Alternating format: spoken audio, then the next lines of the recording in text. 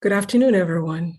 On behalf of the officers and the members of the Caribbean American Political Action Committee, C-PAC, I welcome you to our annual membership luncheon event. Last year, we presented the Africans Unite Global Summit. This seminal event focused on the need for Africans on the continent and the African diaspora worldwide to unity in pursuit of our common good. This year, we will focus on the emergency in Haiti and the Haitian crisis at the US border. We will begin this forum by speaking to the rich history of the Haitian people and their many contributions to the Western world, and in fact, the world at large. Discussions will focus on the current conditions in Haiti, the historical reasons for these conditions, and their impact on the migration of Haitians in significant numbers to the US border. We will deliberate on how we, particularly Caribbean diaspora members, can assist them in their quest for a better life. This is a pursuit that, with the exception of Native Americans, is common to every American, no matter how long or deep their roots in America may be.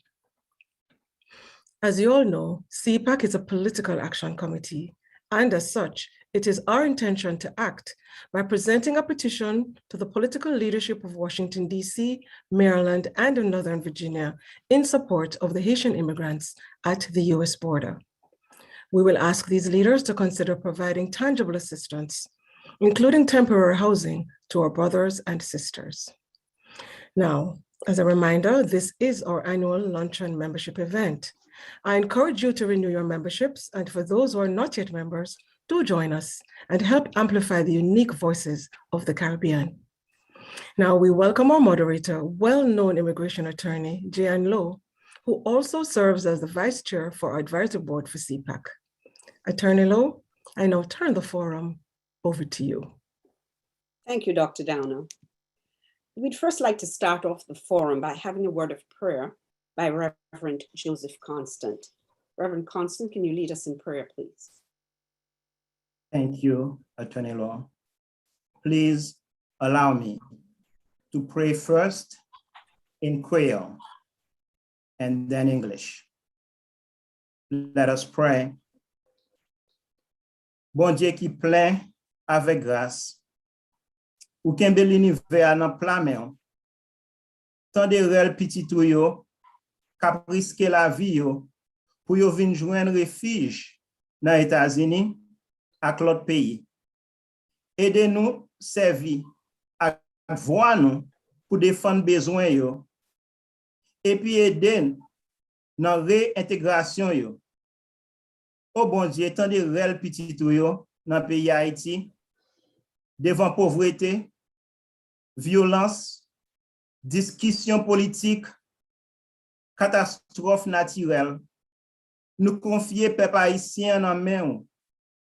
Vide l'esprit sous petit yo dans la Haïti ak dans diaspora pour nous mettre tête nous ensemble pour nous rêver yon Haïti qui gagne sécurité et prospérité pour tout le monde. Nous demandons bénédiction pour événement ça à travail comité action politique Caraïbes blanc. Nous prions dans nos bon Dieu, qui c'est créateur, rédempteur, et gardien, et puis dans nos Jésus-Christ. Gracious God, you hold the universe in the palm of your hands. Hear the cries of your children who are risking their lives to find refuge in the United States and other nations. Help us to use our voices to advocate for their needs and to help in their resettlement. Oh God, hear the cries of your children in Haiti in the face of poverty, violence, political strife, natural disasters. We entrust the people of Haiti to your care. Pour your spirit upon your children in Haiti and in the diaspora, so we can come together and dream of a safe and prosperous Haiti. We ask for your blessings upon this event and the work of the Caribbean Political Action Committee, we pray in the name of the God who is creator, redeemer, and sustainer, and in the name of Jesus Christ. Amen. Amen. Thank you. As Dr. Downer said, my name is JAYE LOWE. I am the Vice Chair of CPAC's Advisory Board. I'm also an attorney, immigration attorney, practicing in the Washington metropolitan area for over 27 years now. And I am indeed honored to be the moderator for this event and with this august panel. I'd like to start by introducing the panelists. We have here with us this evening Ambassador Curtis Ward, an attorney at law and former ambassador and deputy permanent representative of Jamaica to the United Nations, with special responsibility for Security Council affairs, serving on the UN Security Council. Next, we have Her Excellency Ambassador Dr. Thelma PHILLIP-BROWNE, serving as ambassador of St. Kitts and Nevis to the United States. While not here as representing her country, she speaks on her own behalf as a daughter of the Caribbean and a student of history. Reverend Joseph Constant serves as rector of St. John's Episcopal Church in Beltsville, Maryland. He has a large international congregation that comprises of Caribbean nationals. Reverend Constant, who is a Haitian national, established the Micah Project Incorporated, a nonprofit organization committed to serving the needs of orphans and at-risk children in Haiti, working directly with and through Haitians to provide desperately needed service since its inception in 2005. Rounding up our panelists is Dr. ALIX DESULME. Dr. DESULME is president of National Haitian Elected Officials Network.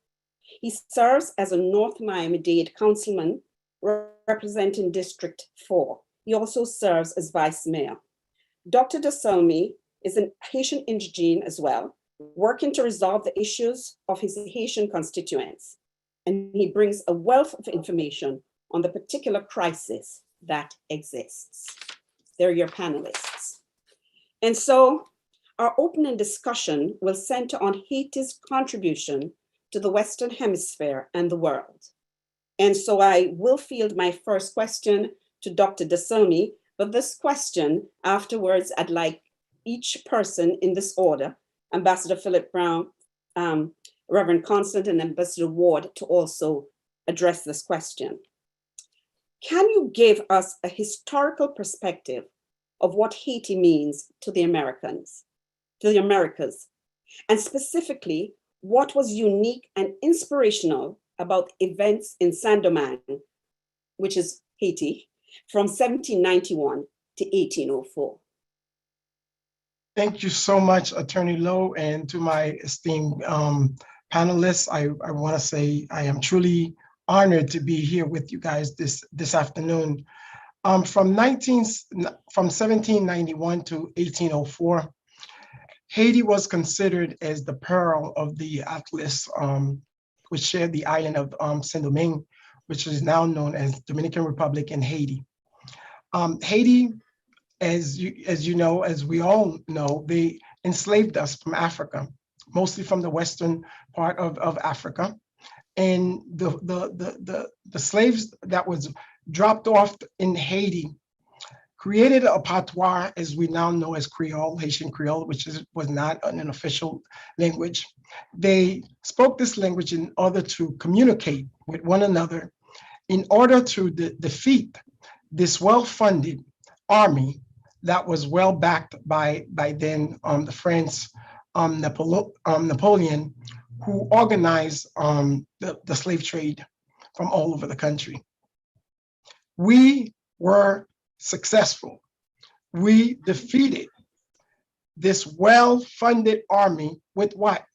We didn't have weapons. We didn't have all of the big stuff.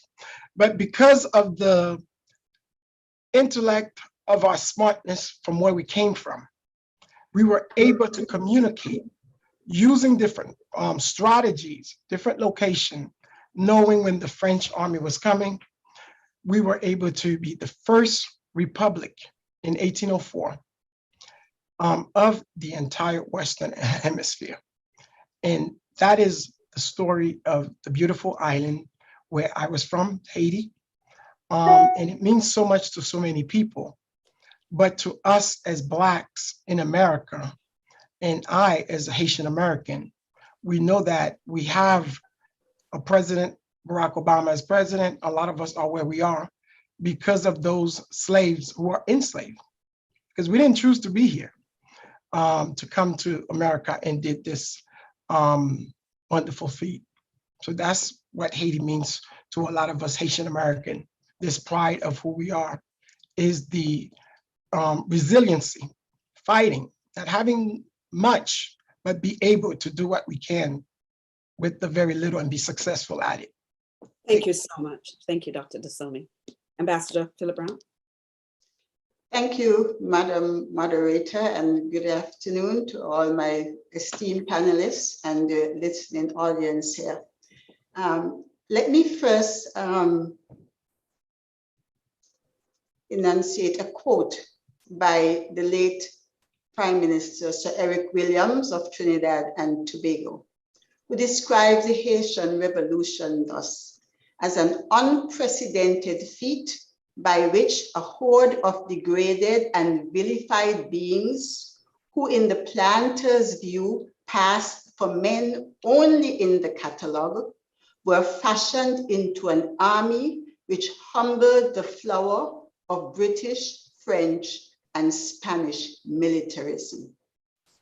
And I go to another famous Trinidadian artist by the name of David Rudder, who once sang an epic song, the chorus of which states, "Haiti, I'm sorry, we misunderstood you. One day we'll turn our heads and look inside you. Haiti, I'm sorry, sorry. One day we'll turn our heads and restore your glory." So I thank C-PAC for this opportunity to turn our heads and look inside Haiti. For in the decade of Africa and its descendants, as declared by the United Nations in 2015, it's imperative that all of our peoples, including Haitians, not just look inside Haiti, but look inside ourselves to ensure that our history is no longer misunderstood. But understanding the events in the former French colony, as Dr. ALIX said, is an educational process. So I want to leave you here, or start and leave you with the vowels A-E-I-O-U, because Haiti, as Doctor said, we owe you. The Caribbean owes you. The world owes you. And what do we owe you? A, an awareness and acknowledgement of an advocacy for the enormity and exceptional nature of the enterprise of a successful revolution. As Doctor says, these people came from all over Africa, spoke different languages, different cultures, and had to bind themselves into a group, an army that took on the French, the Spanish, and the English. The importance and impact on the entire Americas, the inspiration it could have been to people of color all over, and the opportunities, it could have provided were it not for the obstacles in its path. And we could talk later about the opportunities and the obstacles. And finally, you. What upliftment, financial, social, and psychological, the events in Saint-Domingue could have been and still can be afforded people of color everywhere in an era when racial injustice is brought to the fore, simply by an understanding of the uniqueness of this event in history. And so I close my opening with this African proverb: until the lion tells his story, the tale of the hunt will always glorify the hunter. We can't begin to tell the entire history of what happened between 1791 and 1804 and beyond. No, but we can whet your appetite so you can go and read for yourself and understand the importance of these decades. It is time for us not just to look inside ourselves or in Haiti, but to unveil and tell our own stories in our own context by our own voices. Thank you, Madam Chair. Thank you, Ambassador. Reverend Constant? You're muted. Can you unmute? Thank you, Ambassador Lowe. Greetings, fellow panelists, and thank you to all of you for attending this event. As I reflect on the events leading to the Haitian Revolution, I can think of two words. I'm thinking of faith, and I am thinking of inspiration.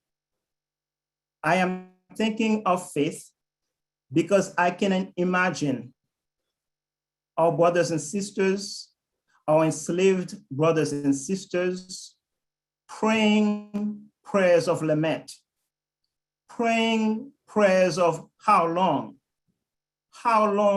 torture, how long inhuman treatment, how long. They envision, through their prayers, they grabbed a hold of a vision, and the vision was freedom and liberation. And they never lost track of the importance of faith.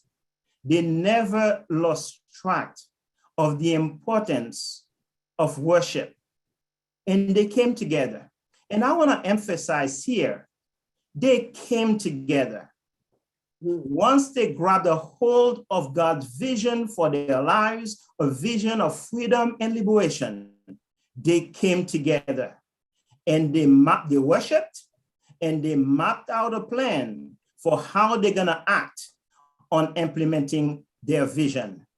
And it is inspiration. Inspiration to enslaved Blacks all over the Americas, and inspiration, and it must be inspiration to us today for Haiti. Thank you. Thank Ambassador you. Lowe. Ambassador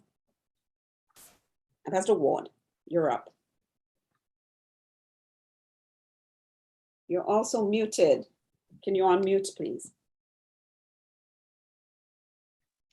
Thank you very much, Madam Chair. Good evening, everyone. It is a pleasure for me to participate in this forum on Haiti and to provide my perceptions of some of the problems and some of the solutions. I believe, in answer to your question, however, a lot has already been said by the three panelists that preceded me, and we know that the history of Haiti has been a complex one, but as the other panelists have said, Haiti was a beacon of freedom, and we should never forget that, and we should honor that, and that's one of the reasons why our responsibility of people of color in particular, that we honor the history of Haiti and ensure that we do whatever we can, that Haiti can fulfill its dreams for the people of Haiti. So I don't want to belabor this point much because a lot has already been said, and I endorse wholeheartedly what the other three panelists have said. Okay, thank you. Ambassador Phillip-Browne, I'm coming back to you because you mentioned that there was more. And I want to ask you, what were the obstacles to progress and development of the peoples of Haiti following the revolution? Unmute, please, unmute. Sorry. Yes, so there would have been many, both internal and external. And I don't want to pretend that I know that much about the history, but what I want to focus on one thing, the fact that Haiti had to pay between 1825 and finally up until 1747, Haiti had to pay France 150 million francs for the loss of, purportedly, for the loss of property that the planters suffered. That's unheard of. Imagine if after the American Revolution, America was asked to repay Britain. So they had to repay this sum, a tremendous burden on them. They had to borrow from French banks and from American banks to repay this, did not repay it in 1947. And if you look at it, in spite of what else may have gone on, suppose they were able to invest that money in the country. Suppose they were able to develop the extractive industry. They have gold and copper and bauxite. Suppose they were able to do that. Suppose they were able to build out an education system. Right now, about 50% of the children in Haiti don't have access ready access to education. Suppose they were able to build the health system through development that could have gone into infrastructure, not just for Haiti, because the thing is that lots of persons from the other countries sought refuge in Haiti. So that could have been a virtual little Singapore if they were able to invest that monies, but instead the world stood by while Haiti had this onerous task of paying France because they sought their own freedom. Totally different to what happened in the United States. And in fact, in the Caribbean, Britain paid the planters. But here is it, that this Black country, they fought and won their freedom, and the world stands by when they have to pay France 150 million francs at the time, but billions of dollars now. So that's, I think, is a major obstacle to their progress, which they have never really been able to overcome. Thank you. Does anybody else want to chime in or add to that? Real quick, Attorney Lowe, I just wanted to bring into perspective, and I think Ambassador PHILLIP-BROWNE mentioned it very well, but the Louisiana Purchase, which occurred in 1804, which actually doubled the size of the US, is the reason why a lot of these things happened, because the French had owned a little part of the Americas, and because of the revolt that happened in Haiti during that same period of time, the French, they could not negotiate. So, President, back then when we have George Jefferson, Thomas Jefferson, and Treaty Secretary James Madison, they could not negotiate it. So as a result, because these Black slaves that was enslaved, and if you listen to what's happening now, and we're going to bring it back to 360, the expulsion, because that's what happened in Africa. We were taken from a country we did not want to be taken from, and then now we are here. Because the French did not put down Haiti, did not, enslave, finish this country, Napoleon Bonaparte decided that they could not continue to be part of the U.S. So close to the U.S. To the U.S. what it is today. So that's why the Louisiana Purchase happened. So Haiti has been an integral part because of us, because of who we are. A lot has happened. So I just wanted to put that into perspective. Okay, thank you so much. Thank you so much. Does anyone else have any other contribution? If not, we'll go on to the next question. Now, we're now at the point where we understand all that has been happening at the border. And that is really the reason why we have decided to convene, because what is happening is downright atrocious.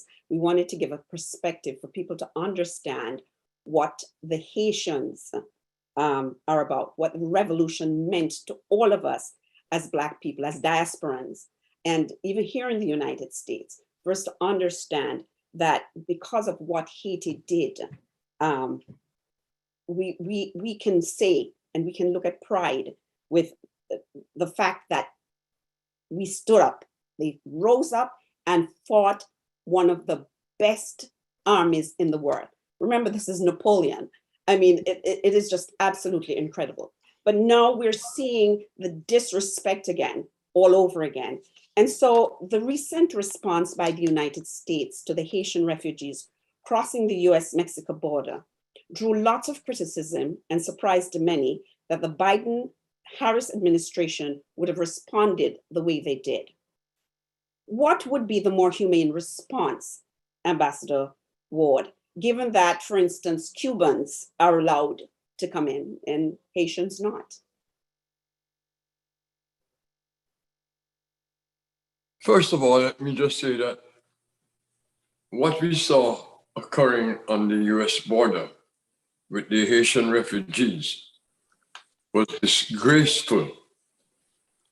It was the type of response to refugees that we would not expect any civilized society to condone.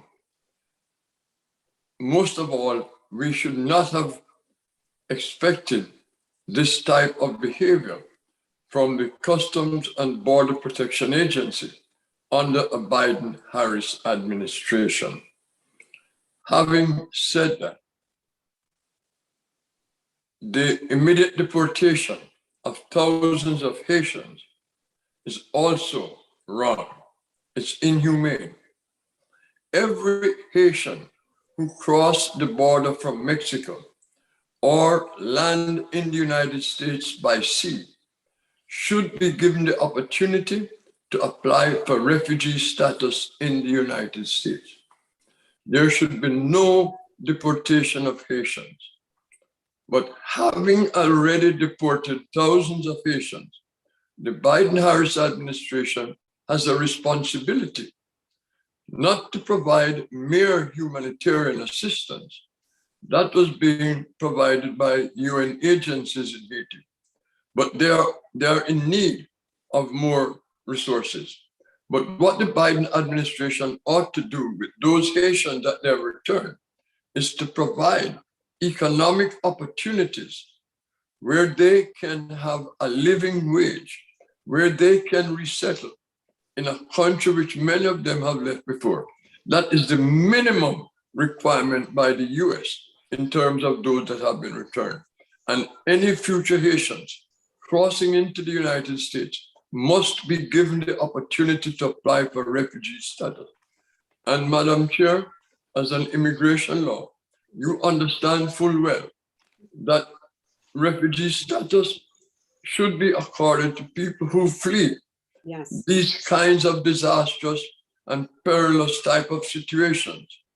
Going back to Haiti, in a society which is racked by crime, political instability, and other human security deficiencies, is not an option. And therefore, the Biden administration must, without delay, have a policy on Haiti that determines what they will do. And they should also increase the number of permanent residences that are available on a humanitarian basis to refugees once they qualify, and not having to wait years in line to get permanent residency in the United States.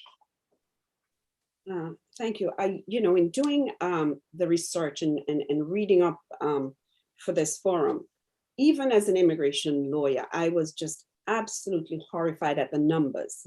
Listen to this. Last year, only 22% of Haitian asylum applications were approved in Mexico, because you know the policy of sending them back to Mexico. However, 98% of Venezuelans, 85% of Hondurans, 83% of Salvadorians, and 44% of Cubans were accepted. And when we look at the numbers, only 4.62% of Haitian asylum seekers were granted asylum, the lowest rate among 84 national groups. So, I mean, it is absolutely disgraceful. And I mean, there's no other way to color it. I mean, it's there. The numbers speak for itself. And so, you know, I would like to open up, if you have anything else to say, the other panelists, because this is something like Dr. DESULME, in your role as president of the National Haitian Elected Officials Network, I understand that you are in communication with the US at the highest level. What can you tell us about the approach you're taking or what's happening? Yes, and I want to thank you because those figures are certainly stunning to people who hearing it the first time. So I think Ambassador Ward was right on, but here's the issue. They're not even allowing us, and we're not going to sugarcoat it, it's because we're Black. That's exactly what it is. An opportunity to even heard, which is the law of the country. So the US has a policy that says that if you make it on near ground, you are supposed to get a due process. So you are, I know Attorney Lowe, you know, as the due process where you get an immigration judge who will determine your case. So they're not doing that. So that's why these people are not deported. So they are being expelled to Haiti. So the mass exploration that's happening in Haiti, meaning that they are just taking you because you are Black. They took everybody, they round them up that was under the bridge and send them back to Haiti. So that's why you have some folks who are not born in Haiti, who are in Haiti right now. So we got some brothers and sisters from other part of the world that was happened to be there. They didn't even ask them what's their name, what they are. They just expel them back to Haiti. So deportation is when you do come in, they allow you to say a few words or whatever the case is, and then you get deported back to where you came from. These people never came from Haiti. They came from everywhere in South America, and they have been on this journey for it's a 4,000 mile journey. Some of them died along the way. Without their family, kids, et cetera, But as of now, to answer the question real quick, 8,500 of those already been repatriated back in Haiti. That means that they already been sent back. The few that are left to their family, all of them have court dates, and there's challenges there too. And that's why we want to thank C-PAC and everyone within the Caribbean community for standing up, because when you look at it, it's only us, people who look like us, who's really talking about this issue, because it's not a popular political polling issue. Immigration is not, and when they do, they don't look at it as a Black issue. With the Cuban Act, they have a wet foot, dry foot that was installed in 1966, which says that if you are Cuban, and which is fine, we love our brothers and sisters from Cuba. If you come here and you touch the ground, you are automatically allowed to stay in the country and you are on path to citizenship. We said, that's fine, but we should let other folks do the same. And as they talk about COVID, because they use Title 42 to adjust what's happening under the bridge, well, that's fine too, but our brothers and sisters from Afghanistan are being floated into coming here. About 32,000 of them were there, are in our state. So speaking to the White House, speaking to folks from the Department of Homeland Security, which is DHS, this is something that's normal. And I think numbers don't lie. Black immigrants, right behind Haitian, I think, which is the last level, is folks from the western part of Africa, where some of my DNA are from Cameroon. So they are the worst treated group of immigrants, and then it's us Haitians, and then on and on. And those numbers are very, very much in detail. So, okay, it's really a sad situation. But Ambassador Ward, how do you see the US's role in Haiti? I mean, currently at this time. Well, I just want to comment a little bit on what Dr. ALIX just said, because we cannot ignore the fact that racism plays part in the way the Haitian refugees are treated. And we thought we had gotten beyond the xenophobia and the whole anti-immigrant policies of the Trump administration when we elected Biden and Harris. And therefore, we expect to effect immediate change in how immigrants are treated in this country. But to get back to your point that you just asked me, the US has had a long and sometimes sordid road in Haiti. But there's an anomaly. Haitians, when you speak with Haitians, you will hear blame being leveled against the United States for having interfered in the internal affairs of Haiti and having dictated terms on how Haiti should conduct itself, oftentimes propping up corrupt and inept political leaders in Haiti only because they willingly do the bidding of the United States. At the same time, when a natural disaster hits, the United States, with its resources, is the first to respond. And that is expected. But there is an anomaly because Haitians themselves will call on the United States for help. But at the same time, the US has a tendency of going in and staying too long. So the role of the United States going forward must be to bring relief to the Haitian people. And when I look at the recent programs that were announced for the countries of Central America, El Salvador, Guatemala, and Honduras, based on their population of approximately 17 million, they are being offered $4 billion in assistance, in addition to the hundreds of millions that were already programmed and being spent in the Northern Triangle countries. Haiti, with 11.5 million, should be receiving at least $2.7 billion in US assistance. We need to see not only that level of economic assistance, but assistance, free trade to ensure that agricultural and manufacturing products from Haiti can come to the United States. We want to see the Overseas Private Investment Corporation guaranteeing US investments in Haiti. So there are a number of things the US can do. And we, as Caribbean people, must be advocates for Haiti. And I want to say this, Caribbean governments with a high profile on the international scene must also be advocates for Haiti and not just advocates for themselves. Thank you. I actually even wanted to opine on that because in the Caribbean, our countries themselves are not welcoming the Haitians. And so I wanted to field a question. I mean, should Haiti be in a Caribbean country and a member of CARICOM expect assistance from Caribbean governments? I mean, how do we as a Caribbean nation, the whole group, come together in terms of helping Haiti? If I may just jump in, since my mic was still on,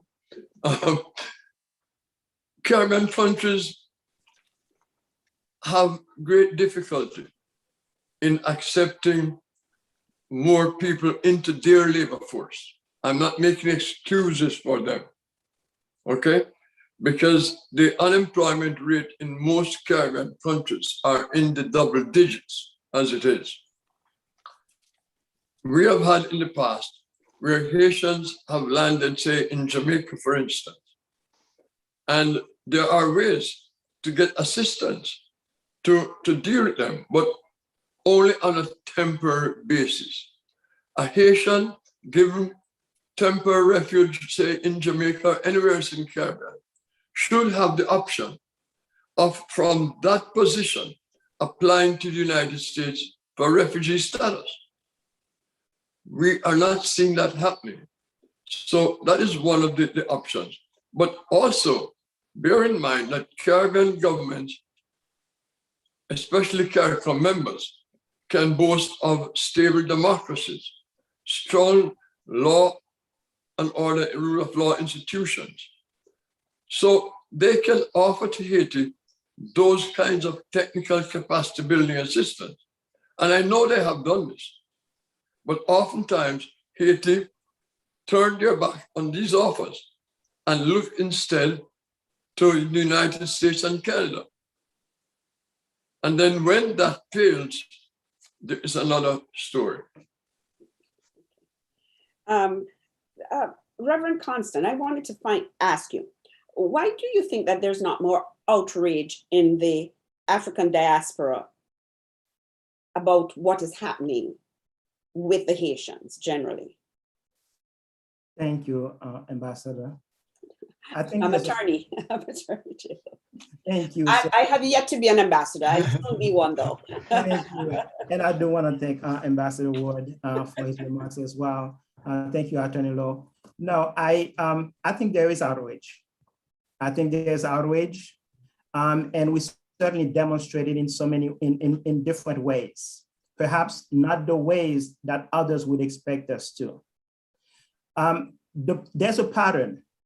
There's a pattern going on in the way Haitians are talked about, even in this nation, by the highest elected officials.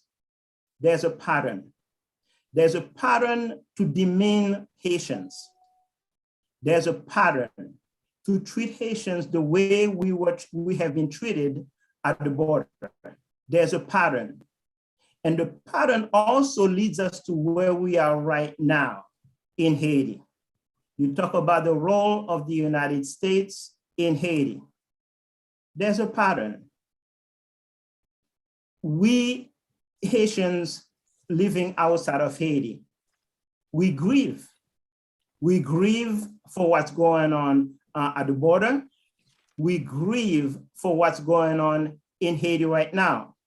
But the thing is, Attorney Lowe, my focus is on how do we Haitians come together and claim Haiti as our own. We have done it before. We can do it again. Yes. As much as I'm interested in what the United States is doing in Haiti, in what France is doing in Haiti, in what Canada and others are doing in Haiti, but my focus has been on what we Haitians must do to move forward as a people. We are a great people. I was born and raised in Haiti, and as a Haitian, I claim that God created me in God's own image. And so as Haitians, we must claim that we are a great people. And we must not allow anyone to make us feel less than or diminish our greatness. That's where I want to focus, Ambassador. Attorney Lowe, I want to call you Ambassador. I'll accept. That's where I want to focus my energy. And so I know a lot of my brothers and sisters living in the diaspora and others from the Caribbean who are also crying out and are also helping in more ways than one. And so we are definitely grieving and we are crying out. Okay. Would you like to speak to that, Dr. DeSulme? Yes, Attorney Lowe, and I would concur. We are very outraged. But one of the gold, and I think Ambassador Ward mentioned that we do not, accept the help from our brothers and sisters from the Caribbean. Yeah, that does look like it's true, but I think Ambassador Ray Joseph in the chat mentioned something that's very important. When you have folks that is involved in the daily life of your folks, and from 1915 to 1934, 19 years, the US occupied Haiti, where they changed the constitution of Haiti. So you have a country that's been so into turmoil that depends heavily on the US. And the US happens to be the big person around the world. Even in this particular situation, what happened in Del Rio, why would you think the prime minister of Haiti would say they would allow that they could accept these migrants that are being exposed to Haiti? And you and I and everybody in the world know Haiti cannot do that. And when I spoke to Secretary Alejandro Mayorkas of the United States Department of Homeland Security, he mentioned that to me. And I knew that was coming. So when you hear these type of things, which is accurate, what Ambassador Ward mentioned, you started to think, well, would my brothers and sisters would really don't want my help? Of course not. Of course we would appreciate the help. But there are some actors, and Ambassador Joseph mentioned it, the daily lives of Haiti. The US is in other countries, France and in Canada. The US is probably the main actor, but there's other actors in there that kind of direct all these things that's happening. Okay. May I? Yes, you may. Yes, thank you. I would like to support Reverend Constant in the idea that we must look within ourselves as a people. In this decade of Afro descendants, we must look within ourselves. And Dr. ALIX mentioned, these things take place because we are Black. And sure, that's going back. As I like to look at root causes. Way back in the 14th century, when Linnaeus classified humans in categories, have Homo Europeans as the top and Homo Africanus at the bottom. And even the church allowed that to obtain, because this was a way of justifying enslavement. These were less than. And Dr. de Grey wrote a book, Post-Traumatic Slavery Syndrome, that we ourselves seem to have bought the Kool-Aid and look down on ourselves. And it's time for us to see ourselves for who we are and who we were created to be. And that's what Dr. Constant is talking about, made in the image of God. Civilization began in Africa. And so we have to lift us up as a people again and look for solutions within ourselves. Yes, I agree. Look, I mean, and Dr. ALIX spoke about the Louisiana Purchase. I mean, here, Louisiana Purchase, it was not just Louisiana. It's land that starts from the Gulf way back to Canadian border and even over into Canada, double the size of the United States. Imagine if the Haitians had not defeated the French and Napoleon, so the US goes to Napoleon with the intention of purchasing New Orleans and comes away with all that expanse of land that's responsible for 13 colonies now. Imagine if they had not had that. So what Haiti means to the development of the economy of the United States. And so these are things that we must look at, and the history has to be told because the root has to go. You are responsible for that. We did that, Blacks did that. We're not less than. We were created equally, but we have to look within ourselves for solutions. And in terms of, I'm not going to get political, but I was just reflecting that in the Eastern Caribbean, my parents met and married in Santo Domingo, the other part of Haiti. And what happened? People those days, they went to Santo Domingo to cut cane. They went to Curacao. If there was jobs in the oil industry, they went to St. Croix. Guyanese came to St. Kitts and Nevis to cut cane. So there is this history of migrant workers. And I'm wondering, since there is now such a shortage of workers, and I don't know if Dr. Ambassador Ward, you could speak to that. Could there be some mechanism whereby wherever they are, Black or brown workers can be given some temporary migrant working status? They used to be bonded in St. Croix. If that can help to alleviate the labor shortages, and at the same time, because it's not everybody who wants to come to the US and live forever. Most people just want to make a living, even if it's for 6 months. I'm just wondering if this is something, Ambassador Ward, you think that, may be helpful, and Dr. ALIX as well. But I go back to the point, we have to be confident in ourselves, who we are. And if we don't understand our history, if we don't know where we came from, we can't appreciate who we are, and we don't understand where we're going. So all of us, and I'm concerned with the education system in Haiti as well. And because if 4 out of 5 schools are private schools, you wonder, are they understanding their history as a people? So they know where they came from, understand, appreciate who they are, and can reach their full God-given potential. And stay at home and create, just as they did in the revolution, banded together, as you said, they came together and were of one accord, and they were all able to overcome because of that unity of spirit and purpose. Excellent.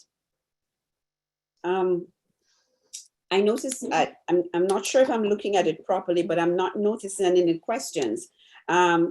I'd like you to put in your questions in the Q&A, and we will answer them at the end of our forum, our discussions. So I'm calling on all the listening audience, or the viewing audience rather, to please put in your questions in the Q&A so that we can ask different questions of our panelists. I know you called, you said, I don't know if you have anything to opine on Ambassador Ward. Well, asked to call on you. I have to respond since I was asked. No, but I'm not sure what is the status of the temporary labor situation with Haitians and the United States, because other Caribbean countries, I know Jamaica in particular, send thousands of temporary workers, seasonal workers, actually, in the agricultural sector and in the hospitality industry as well, yes, every year to the United States. And that has been going on for decades and working very well. And it does relieve the pressure on the oversized labor force in countries like Jamaica, and I'm sure it would work well for Haiti. I am aware that there are many Haitians who work in the poultry industry in the eastern shore of Maryland. I'm not sure whether they are temporary workers or otherwise. But we must understand that, as Ambassador Phillipp-Browne just mentioned, that the United States has a labor shortage. And it's okay for one thing to bring people from Central America and Mexico to work in the Western states' agricultural areas. But the entire East Coast is suffering from a labor shortage at the moment, and Haitians can fill those jobs. But again, I want to get back to, I also want to pick up where Ambassador Phillipp-Browne mentioned that a deficiency in the education system. And I think that is critical, and that is one of the areas. And when I speak of human security, I'm talking about the total elements that humans require to live a decent life. They must have equal access to affordable and quality health care. Yes. Access to quality universal education, regardless of social and economic status. Yes. Access to food and shelter. Yes. In other words, freedom from want. Access to a justice system that serves all of the people equally and without bias. They must also be able to enjoy safety and physical security from violent and criminal elements. Now, all Caribbean countries have issues, but some are much greater than others. But in Haiti, it is debilitating. It is reducing a society where Haitians, not because they want to leave the country, but when you couple the lack of human security with natural disasters, inept, corrupt governments, people want to leave, not because this is their first choice. If you can create an environment at home for people, they will want to stay. People only leave when conditions get really bad. If conditions are normal, they don't flee. So we must understand, when I speak of $2 to $3 billion in investment in the Haitian economy, these are the issues that must be dealt with. And the US has an obligation to do it, rather than to just put up a fence on the Mexican border. They have now decided to spend $4 billion in the Northern Triangle. What about Haiti? And again, as I mentioned earlier, with Haiti's population versus the population of the Northern Triangle countries, Haiti should be getting at least $2.7 billion in assistance. So there is a lot that needs to be done. But unless they address the issues of human security in all those areas that I mentioned, Haitians will be forced to leave, not because they want to leave. And I noticed in the chat room where former Ambassador Raymond Joseph said that the US policy towards Haiti has been disastrous. We have an opportunity to encourage the Biden-Harris administration to change that policy. We need a paradigm shift in US policy towards Haiti. And I'm sure there are willing Haitians at home in Haiti and in the Haitian diaspora that can help to advance a policy that will benefit the people of Haiti in the short, medium, and long term. Excellent, excellent. Reverend Constant, as a man of the cloth, I wanted to ask you, what role can faith communities play in the refugee resettlement and the issues going on right now? Thank you. Yes, as a leader of a faith community, I firmly believe we are called to a work of radical welcome. Radical welcome. Again, my heart grieves. My heart grieves at the inhuman treatment of our Haitian brothers and sisters crossing the border via Mexico into Texas. And we know that this is something that is live, it's gonna continue, and we must be prepared. We have to do our part in teaching about refugee resettlement. We must advocate and inspire the local community to act in support of refugees and immigrants. And so I am grateful to C-PAC for your willingness to lead this effort in the greater DC metropolitan area on behalf of Haitian migrants. Yes, the faith community must do our part because again, we certainly believe that we are called to a mission of radical welcome. And therefore it is part of our mission to offer refuge to those who are in need. And so I firmly believe that we have our role to play as well. Thank you. There's a gentleman by the name of Alpha Gibbs who has a question. We're gonna intersperse questions now. Can you ask your question, please? Daniel, you were to unmute his mic.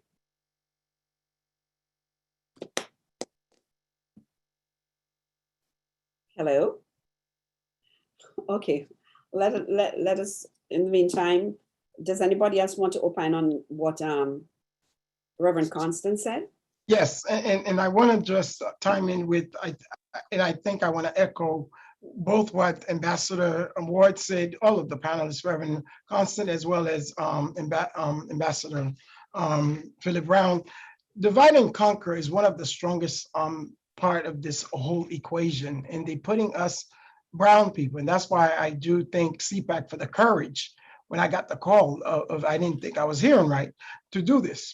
Because when I go and vote and I get turned around because I'm Black, that's an all Black issue. When I get stopped and almost being killed because I'm Black, that's a Black issue.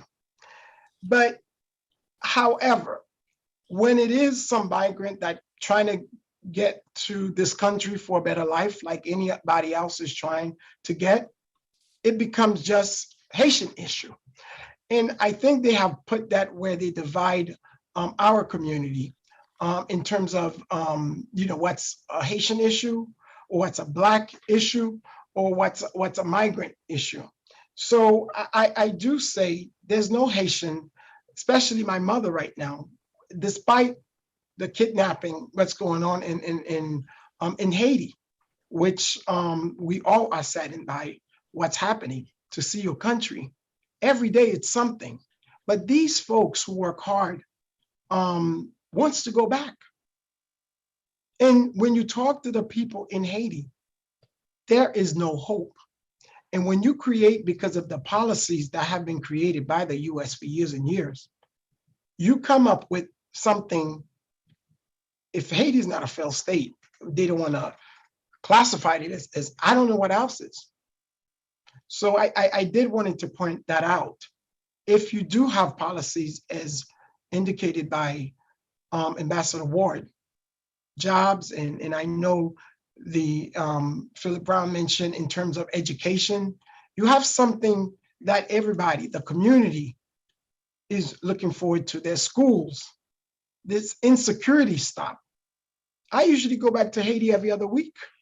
I don't know, I mean, how long since I've been back to Haiti. So that's the reality of failed policies and when Haitian are not being part of the solution.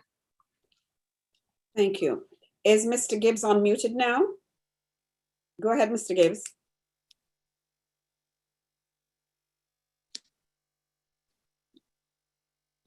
Okay. Moving right along. There is a person on the chat, and I'd like to, I actually had this question for Reverend Constant. It's part and parcel, it's almost the same, but it was, what must Haitians be doing in mapping a plan for the future of Haiti? And that's really a vision question, and it's probably a little too early, but can you attack that for me, please? The actual question on the chat was, could the panelists offer some specific examples of what people in the diaspora can do both inside and outside the faith community, which is similar, but not exactly the same, but yeah. Thank you, Attorney Lowe. We must claim the vision. We must claim the vision of a better Haiti for all Haitians. And again, it can be in collaboration with Haitians or Haitian brothers and sisters living in Haiti and all Haitian brothers living in the diaspora. It can happen. No one must be left behind as we think about a vision for a better Haiti for all Haitians. All sectors of Haitian society must come together and realize that we need to raise our people. We need to raise our people. We need to lift the poor from their condition. And there's plenty of people living in poverty in Haiti. And when we focus on raising our people, as we have been doing through the Haiti Micah project at a very micro level, but that has been my experience as a Haitian living in the diaspora, that if the focus is on raising a people, especially the poorest of the poor, if the focus is on changing their condition, both as individuals and as families, then we will build the infrastructure to make their lives better.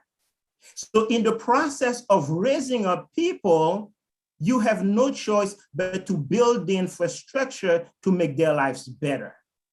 And so how do we move forward after discerning the vision?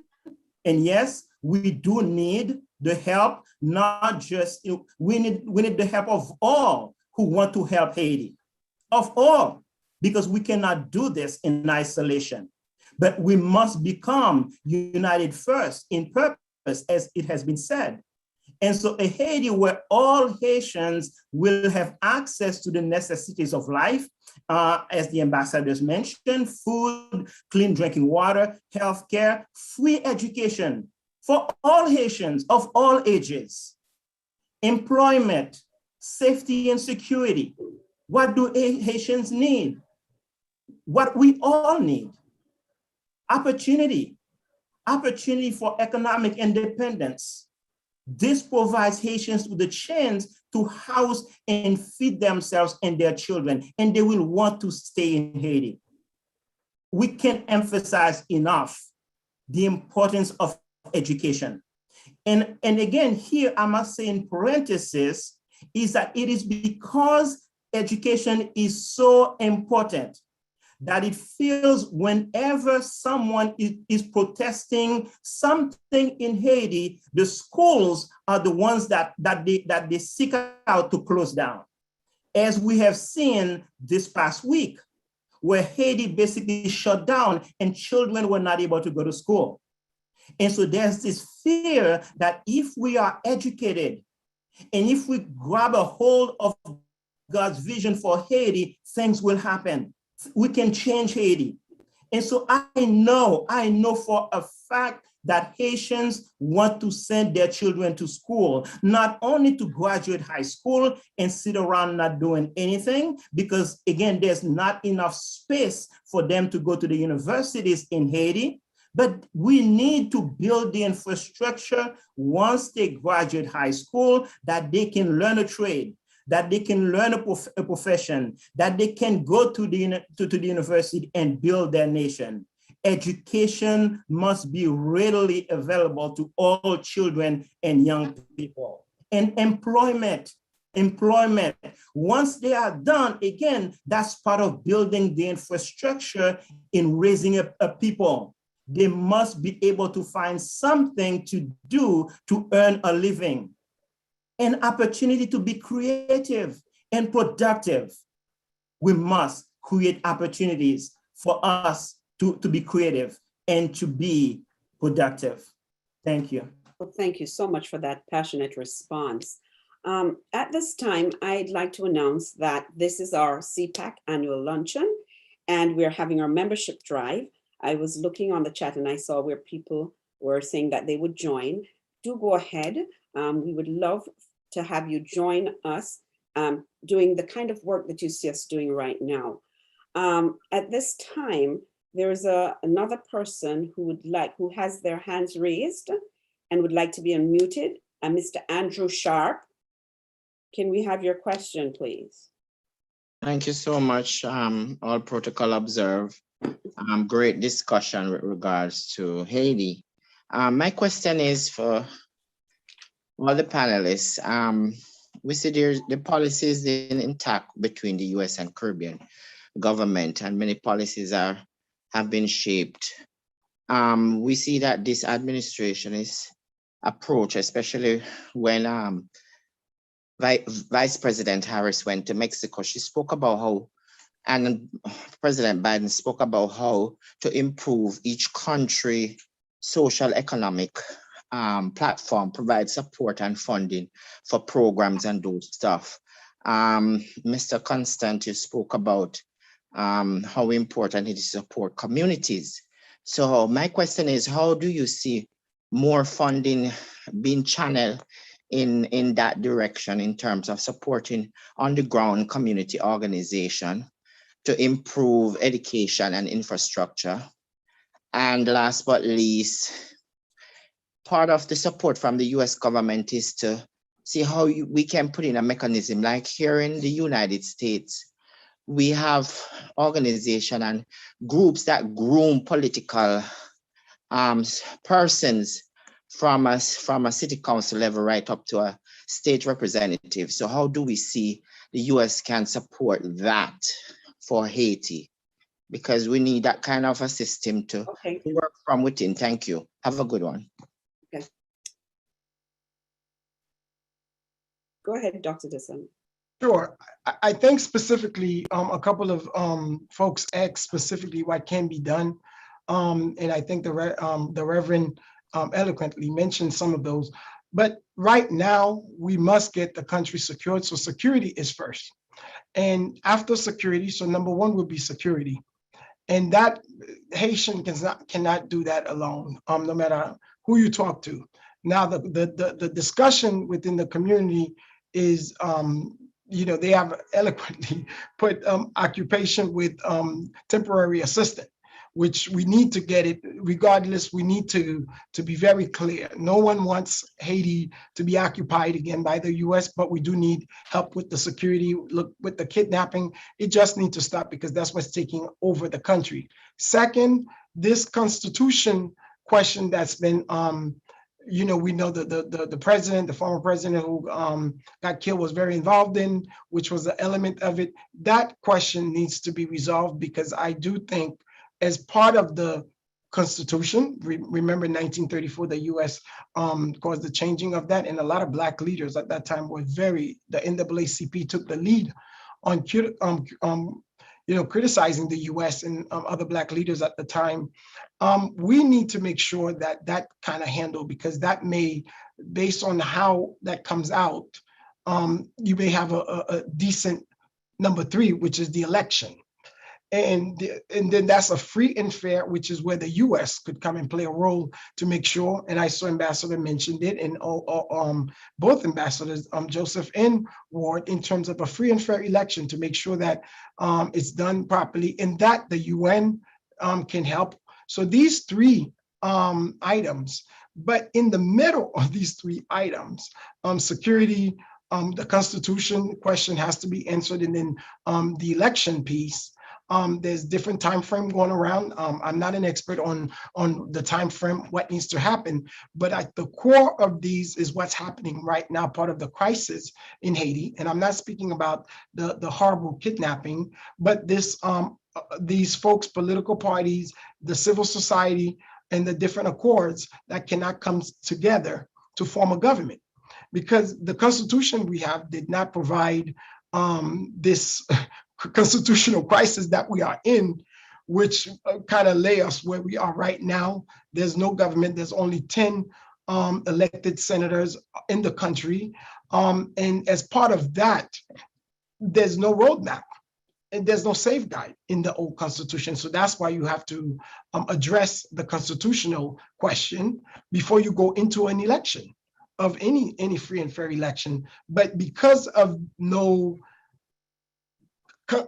I guess, consensus, if that's the right word, of the different accords. There's 3 main accords and there's 2 groups as part of the main accord that you cannot, as you're looking at the 3 biggest accord, you cannot disregard the 2 main groups, which is part of the 10 senators who are duly elected. They have to be part of the conversation.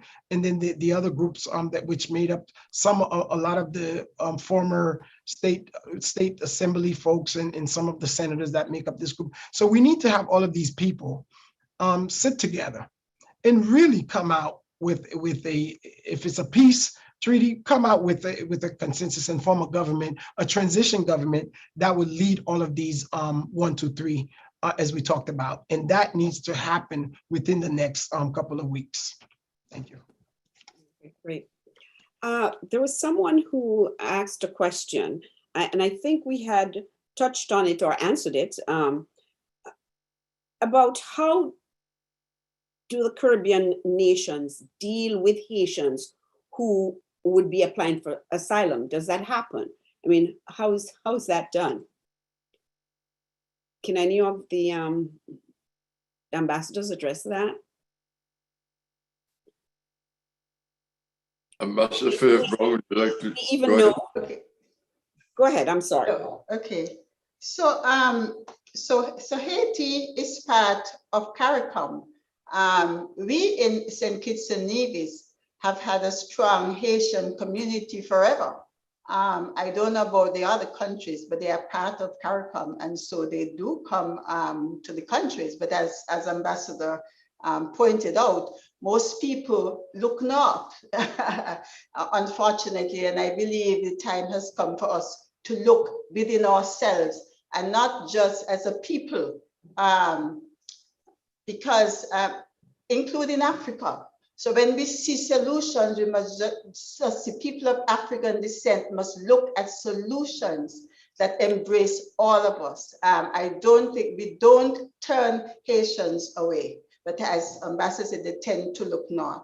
But one of the things, and someone mentioned how a CARICOM can help, and I agree with Ambassador that advocacy is important, and that's why I spoke about understanding the history and pushing it and education about it. There are other issues that we can push for, and the developments, and I commend Vice President Harris for the development issues in the Latin America, and I hope it spreads to the Caribbean, because one of the things that plagues us as a region of the Americas is crime. And the thing is, and you know, we hear a lot about that in Haiti at this time. The thing is that they are fundamental, and as a physician, if you have an abscess, for example, if you just stick a needle in and pull out the pus, it never heals. You have to incise it, cut horizontally and vertically, let all that out. And so I believe in going back, always go back to root issues. In the Caribbean, we don't make these guns. And we hardly make these drugs, except we plant some marijuana. So, but we are caught in the middle as transshipment points between the North and the South. The appetite in the North for drugs, and the production in the South, and for guns, vice versa. And we have, since the late 1990s, the health ministers of the Americas declared crime, including gun violence, a public health issue. And it has not been addressed as such, because as Ambassador said, these social issues are important. In the late 1990s, Kaiser Permanente, they did some studies, and what they found, that children exposed early in life to these, what you call ACEs, adverse childhood experiences, including abuse, domestic abuse, violence in the family, mental illness, family members imprisoned, poverty exacerbate all these things. All these toxic issues, if children early on in life are exposed to those, the brains do not develop properly, and they always forever make bad decisions socially.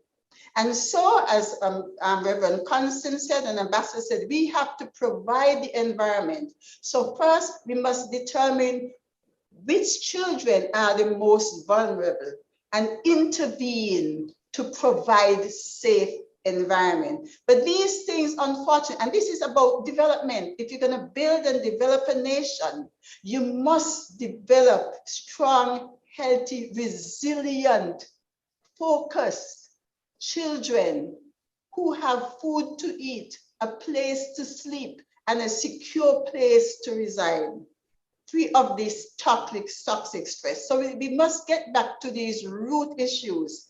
And the thing is, though, politicians, and yes, we mentioned some of the near term, we must have immediate, but we must always have these long-term plans. But when we look in election cycle to election cycle, it's difficult to focus on these. So I commend the Vice President for looking at these fundamental social issues, but we can advocate for them also to be brought to the CARICOM, to the Caribbean, to all of us, and to the Black and Brown communities right here in the United States. Because these issues also operate here. And COVID brought that out. Black and Brown were more vulnerable. They were on the front lines. They didn't have as much access to education. So right here, there are issues to be dealt with in our communities. But we need help, but we must come and find the strength to find our own solutions and work to provide what they call BCEs, or benevolent childhood experiences, to these adverse toxic stress that is damaging our children, and by these children coming out, because they were not destined for that, as Reverend said. They were not created for that. But we want children who want to walk in destiny and walk in purpose for which they were created. And for that, we must look long-term. We must be committed to those long-term solutions to raise children all over the region, not just in Haiti, all over, who are safe and secure, well-educated, and well-fed. And that must be our long-term commitment. Thank you. Thank you. Mr. Gibbs, did you have anything to say, Ambassador Ward? Yes. I'm sorry. I totally agree with what I've heard so far. And I think no one will deny that when it comes to humanitarian assistance, the United States is unequal. And that's fantastic, that's great. But when it comes to long-term or medium-term development, the US never keep its eye on the ball unless they can manipulate the political leaders and bend them to US will. Each administration have their own interests, but they all have the same interest as number one, and that is the US interest. And sometimes they are very myopic in how they view US interests, because a secure and prosperous Haiti is in US national security interests. Dr. ALIX, I know your group has presented to the White House, and I imagine the Department of Homeland Security, a list of initiatives that you would like to see. And I think it would be quite useful because I noticed on the chat, people are asking questions. What can they do? I've even seen on the chat where someone asked, how can they contribute? So I think it's important. I would like to hear some more of that from your side, but I just want to say this, and what C-PAC is trying to do with this webinar is to begin a process of advocacy for Haiti across the Caribbean diaspora. And I know when the chair asked the question recently, and Reverend Constant responded, Reverend Constant spoke eloquently about the Haitian diaspora. But I think it's incumbent on the entire Caribbean diaspora to step up to the plate and understand that Haiti is a part of the Caribbean family. Yeah. And whatever happens to Haitian immigrants affects all of us. Yes. We are all immigrants in this country. What happens to any immigrant is a problem. It's a concern for us. And when you add racism to your policy, it affects us all from the Caribbean. So I would like to ask Caribbean diaspora across the United States, wherever you are, is to reach out to your local elected officials, reach out to your senators, reach out to your congressional representatives, and make the case for Haiti. And I think, Dr. ALIX, you can help to educate the diaspora, not just the Haitian diaspora, but the entire Caribbean diaspora. So we will be equipped to understand what are the priorities for Haiti, what are the priorities for the Haitian diaspora, and how we in the rest of the Caribbean diaspora can assist. Thank you so much, Ambassador Ward. And again, thank you to CPAC for giving us an opportunity to speak. And I think Reverend Constant and myself being of Haitian descent, we want to say thank you to all of the panelists. And you are absolutely correct. I do have a meeting with the White House next week. They did acknowledge they received the letter, which is progress, you say. But I think what we can do is advocate, and you stated, advocate for these changes, because these changes change because of policy and because of folks we put in office. Our organization is an organization of all politicians, all elected officials. We have currently 80 elected officials all across the country in 17 states, including where the headquarters of CPAC is DC, where we have 2 elected officials there. But we cannot do this alone without our brothers and sisters from the Caribbean. So there is a 13 ask we did send. And the first thing that the number one thing on that list is get humanitarian parole for all of them, because that will resolve. I don't think we would be here if that was the strike of a pen that happened. And we don't know why that did not happen. And that's something that we will continue to advocate for. But we need help.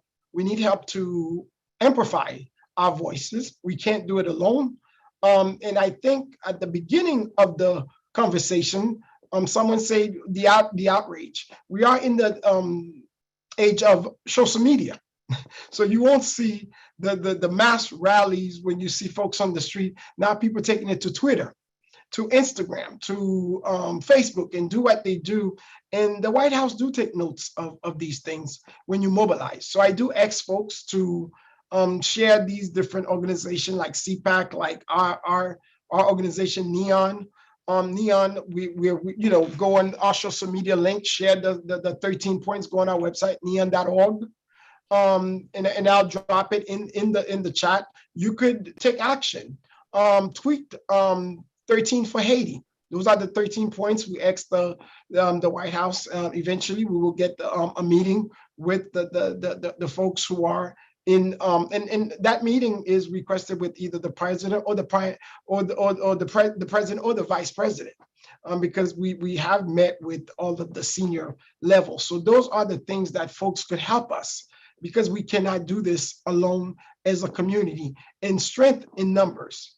Trust me, if they see all of us together, they start taking notes, because all of us, they cannot go against all of us, but they do look at the little weak countries that they can do what they do. But so when one of us is in the battle, it should be all of us. And that's why I want to thank CPAC for taking this initiative. Thank you, Ambassador Ward.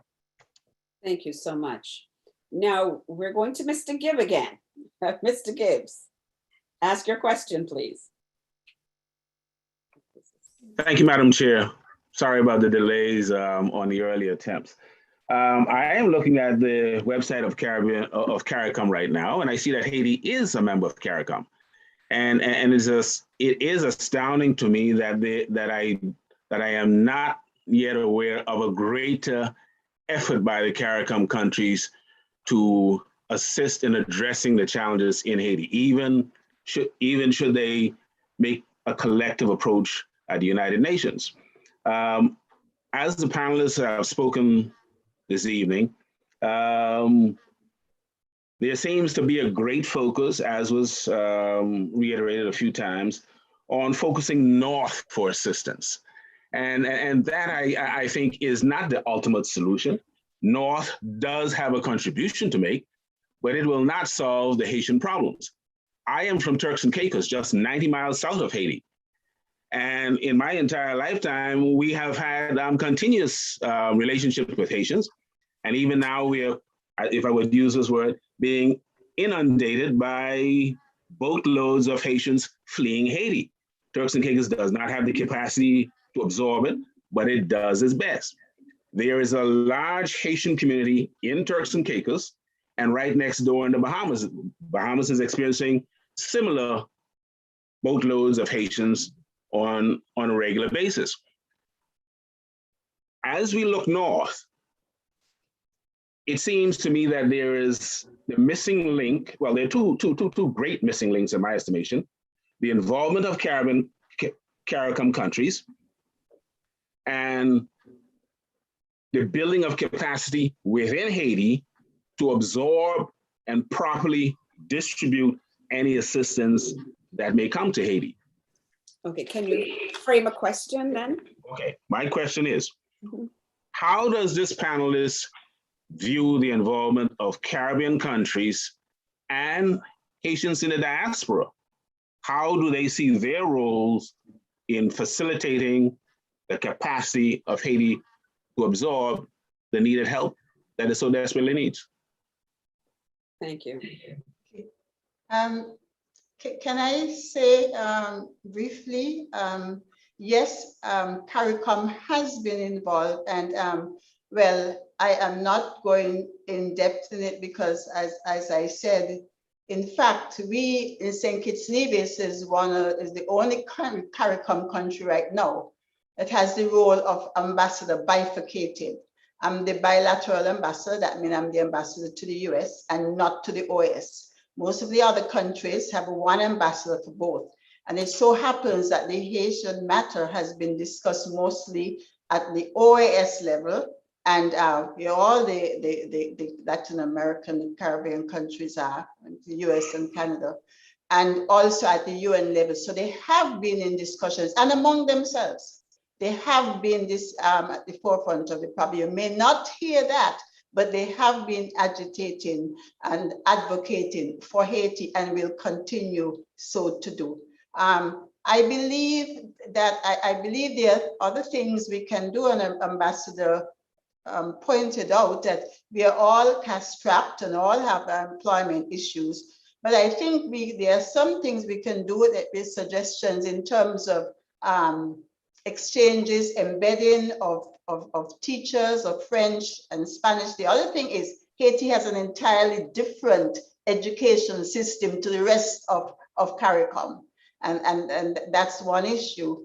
But there are some things we can do in teacher exchanges, especially teachers who teach French and English, in terms also of technical vocation and perhaps hospitalities. There's some things we are looking at that possibly could take place down the road.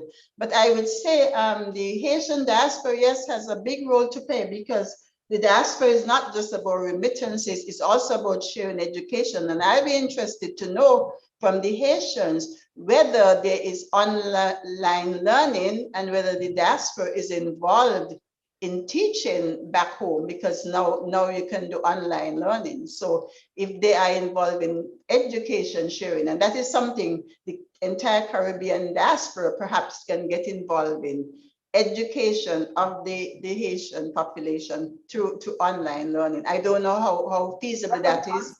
I don't know. Could you address that? Because I do know that you have vocational school and things of that nature. Yes, no, thank you. Haiti is a nation where all the systems require major intervention, all the systems. The education system, the healthcare, you name it, all the systems require major intervention. And so even the idea of online education, electricity is always an issue for us in Haiti.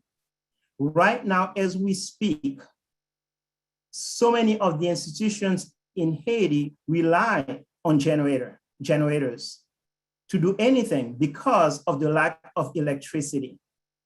And so the idea of online education is a wonderful idea, and it would serve us well, especially those of us, because again, when you think of the Haitian talent that is outside of Haiti, Haiti has one of its best investments in those of us living outside of Haiti. Somehow, we must come together. Somehow we must allow each other the space to be able to come to the table. I'm not naive enough to say that it's gonna be an easy process, but we are at a point right now where we have been looking north for so many years, and see where we are today. See where we are today. Ambassador Phillippe-Browne, you're right. We don't produce the weapons that we have in Haiti right now, killing Haitians. We don't produce them. Where do they come from? And so we as Haitians must find a way to come together and become agents of our own destiny. Otherwise, the cycle will continue. Just as we are starting to make progress, another natural disaster will happen. And because we didn't build the infrastructure to respond to it, we are back to ground zero. And so we are a nation that requires major interventions. And so Haitians must come together and adopt a model of governing that includes all sectors of society. Again, I have seen it done in the work that I've been doing in Haiti. The work that I've been doing in Haiti through the Haiti Micah project, it started in Haiti. The vision started in Haiti. And they had the vision of Haitians lifting the poorest of the poor, children and young people out of poverty. And we have managed together, Haitians living in Haiti and those of us living here in the United States, together we have lifted hundreds of poor children out of poverty, providing them with education, providing them with vocational training. It can be done. I can testify that it can be done. Thank you. Thank you. There's a Charlie Bennett who'd like to ask a question rather. Charlie Bennett. Go ahead, please. I think we're having some real issues. Ms. Bennett? Okay, well, while she's doing it, I saw on the chat as well, there was a question or a comment rather, that many members of the medical profession find Title 42 abhorrent and an abhorrent violation of human rights, and wanted to know what they could do in order to join with people to make a change. You're doing it right now. We want you to join C-PAC. We're one of the change agents, but also Dr. DESULME, you can speak to that. Yes, thank you so much. And I think I wrote something privately to Ms. Robin Bernstein. The US knows exactly that this is inhumane. They know this is not right. I mean, they know it. What we saw in Del Rio and the way it was being treated, they knew that they had to change that image. They know that. However, it's a political climate. The immigration is not a popular issue. So as a result of that, I don't think they really too much, I want to use the word careful, care. If professionals, folks like expert really care about what they do. Because if the polling had it where it was showing that this was a bad thing, every single person that was under this bridge would have been here in the US. So that's the bottom line. And there's a correlation to what we started. Everything is guided by polls. And the polling this is not immigration, especially with Black migrant. It's not a top of the issue for a lot of the sector votes, if you may call it. So people know deep down in their heart, this is not right. Little children, their mothers and fathers been, died because of the 4,000-mile trees have been saving for months and years to get here.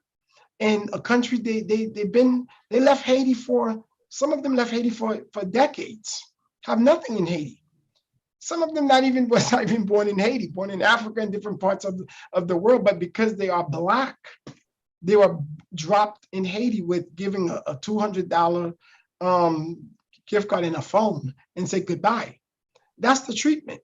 And that's because the outrage, is the outrage. I think we are outraged, but I think the world, when it comes to polling, is not that outrage. And if they were, the polling, the numbers would have been different, and you would have seen different members of Congress.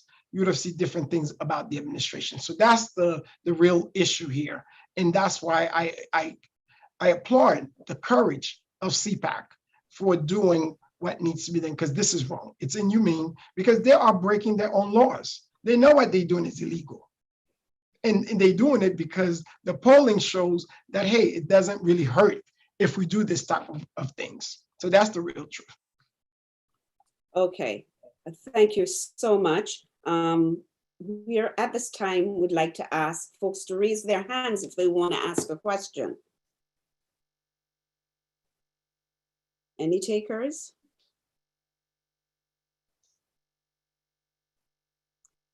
Okay, there's a question here from an Elaine Knight. Which body will be responsible for initiating these key priorities for Haiti, and also suggested timeframes for these priorities? Mr. DESULME, can you answer that? Yes, it would be, again, sadly, it would be the the folks on the ground, the groups that we talked about who are trying to work out the solution, the different accords. They've asked for support in terms of stay out and good luck to that, meaning that the US, they want it to be a Haitian-led solution. They want folks who are in Haiti to do this with the help of the diaspora. And we have, as a political organization, have made it, we there if our help is needed, but we are not living in Haiti. We understand we are American, we are elected here, but we are ready for support, whatever that we could facilitate in terms of what's happening. The timeline, the US again, sadly have said they want election by 2023. So that means that the government must form, the Constitution, I don't know what the US policy would be on there. So I think people kind of see where this is going. That's what's happening. So the US said by 2023, they want free and fair election. They would like to have the election. But so the transition government would need to come in, and you need to have something that is so broad, where there's consensus, where the opposition does not feel that it's being left out. And that's the real question when you talk about what's happening in Haiti on the ground. And the US doesn't really want to play a role, because the Haitian folks have said they want it to be Haitian-led. But obviously we need the help of the US with the security piece.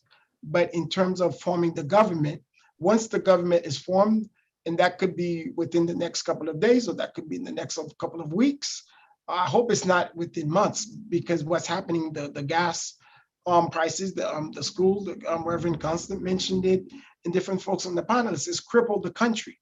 So a solution of consensus between the current Prime Minister accord and the different groups, the opposition needs to come together. But the US has made it very clear election needs to happen within 2023, because they are supporting election. We don't have money, and as well as the international community. So we don't have money to do our own election. So we got to go by timeline of whoever's giving the money, who hold the purse is, that it needs to happen. And I do think it's a decent timeline. If you ask for my personal opinion, but I'm not an expert in terms of if a transition government, if these things, because it's going to be a whole new issue with the Constitution itself. Remember, you got a president who almost got assassinated in terms of that. Yes. Okay, well, thank you so much. We have the last question I'm going to field is by Stacy Green, who had her hand up. Stacy.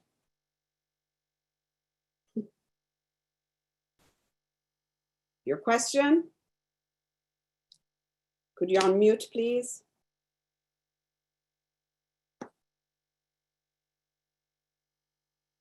Okay. Hi, I'd like to ask a question. Okay, go ahead. Good afternoon, everyone. I am Eric Dooley. Before I ask the question, I would like to say that there's no denying that Haiti needs help. But before everything, Haiti did not come to be solely on foreign help.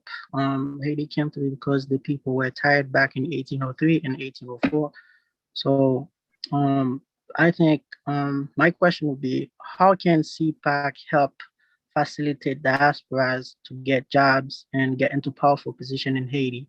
Because I believe Haitian and the diasporas are better suited to take on certain positions in Haitian government, because I believe they can make the decisions that needs to be made and take on the challenges better, as opposed to what's going on in Haiti right now. So what is your question again? Repeat it up. I'm sorry. My question would be, how can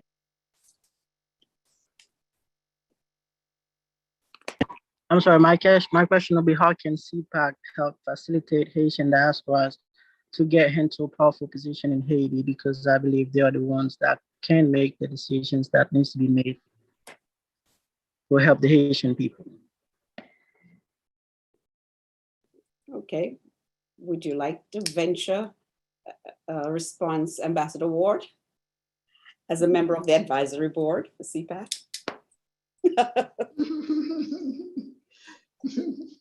How can CPAC help? Yes.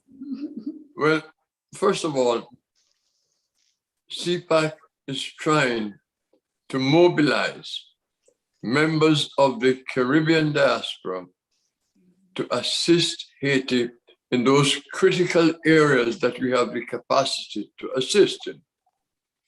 One, we must be able to assist the work that Dr. DESULME and his group is doing. Secondly, we are advocating in the DMV area to begin with, but as I said earlier, across the United States, that members of the Caribbean diaspora, Caribbean groups scattered all over the United States, to advocate to their elected officials to meet the immediate and long-term needs of Haiti. And I have enumerated some of those, and other panelists have talked about them.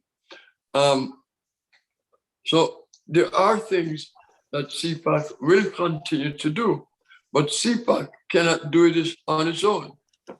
CPAC is trying to mobilize the entire Caribbean diaspora and support what Dr. DESULME and his group of elected Haitians who are elected officials in this country.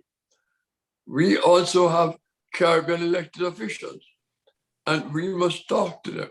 We must ask them to step up, but not just the Caribbean elected officials. We must talk to our congressional representatives. We must call their offices, write them letters, go to their town hall meetings, and advocate for the US government to change its policy to Haiti from a humanitarian policy to one of economic development without micromanaging Haitian civic groups and government. Dr. DESULME has outlined some immediate measures that need to happen in Haiti. There was someone who asked earlier, how can CARICOM help Haiti? CARICOM can help with institution building. Ambassador PHILLIP-BROWNE spoke of areas where CARICOM can help and where CARICOM is offering help. But as I mentioned earlier, and some people may have missed that, is that Haiti often spurn offers of assistance from CARICOM and look to the United States and Canada, and even to the nemesis of Haiti, France, rather than look to the region for the region to help solve Haiti's problems. Why? Because the region is seen as not having the financial resources. But if Haiti says, if Haitian leaders said, look, US government, look, Canadian government, look, French government, there are expertise and governments in the Caribbean that can help Haiti and are best situated to help Haiti. Why not empower those governments? Why not empower those organizations in the Caribbean and also in the diaspora who can provide the kind of assistance rather than the top-down approach from the so-called core group of governments, the US, Canada, and France? Thank you. Thank you. Ambassador Lowe, I just would like to clarify something from the question, if you don't mind. Mhm. Attorney Lowe? Okay, go ahead. Thank you so much. I think it's the issue that, that we can do a better job in terms of leading the institutions in Haiti than the Haitians living in Haiti. I would disagree with that based on my experience, based on what I know about Haitians in Haiti.